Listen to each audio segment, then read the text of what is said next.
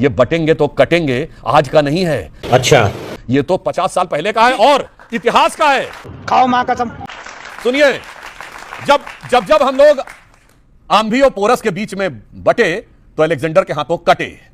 ठीक है। जब पृथ्वीराज चौहान और जयचंद के बीच में बटे तो गोरी के हाथों कटे। जब मान सिंह और महाराणा प्रताप के बीच में बटे तो अकबर के हाथों कटे।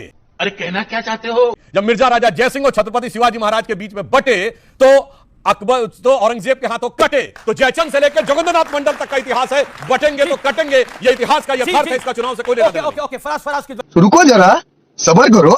सुधांशु जी, मैं आपसे पूछना चाहता हूं कि चिराग पासवान जी की पार्टी और उसके परिवार को किसने बांटा?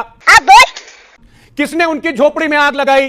किसने नीतीश कुमार जी के ऊपर चिराग पासवान को बैठा करके उन 1 नंबर की पार्टी को 3 नंबर कर दिया? तो साहब, आपने बांटा भी चिराग पासवान जी की पार्टी को और उसके बाद में केक काटा भी। तो ये भारतीय जनता पार्टी का पुराना वो है। शिवसेना को इन्होंने बांटा, उसके बाद में केक काटा। चिराग पासवान को इन्होंने बांटा, उसके बाद में केक काटा। अभी और सुनिए, अकाली दल को इन्होंने बांटा, उसके बाद में केक काटा। ये केक काटते हैं और खाते हैं। अपने सहयोगियों को जो बांटे उसका समझ लिए क्या होगा। मुझे कैसे भी करके निकाल मेरे भाई, मैं फंस गया हूं यहाँ। लेकिन सुधांशु जी, एक बात याद रखिएगा, नोट कर लीजिए जल्दी जल्दी। चल बस, सुनाएगा क्या? कि इस देश का पीडीएस समाज जब बटा तो 69,000 शिक्षक भारतीयों का आरक्षण कटा। इस देश का पीडीएस समाज जब बटा तो इस देश के सेंट्रल यूनिवर्सिटीज में प्रोफेसर और असिस्टेंट प्रोफेसर का आरक्षण कटा। बंद करो हाथ जोड़ के। मैं इस देश का पीडीएस समाज जब बटा तो आईआईटी भुवनेश्वर में एससी एसटी ओबीसी का आरक्षण कटा। इस देश का जब पीडीएस बटा, ज्ञान देव आहूजा के जरिए टीकाराम जूली का सम्मान कटा।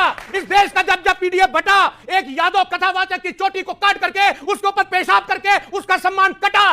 बेशर्मो, शर्म करो, शर्म। तो आप तो 1950 की बात कर रहे हैं सुधांशु जी, ये डिबेट खत्म हो जाएगी, लेकिन इस देश के एससी एसटी और ओबीसी का जो सम्मान आपने काटा है उसका जवाब आप नहीं दे पाएंगे। कुछ शर्म आया है?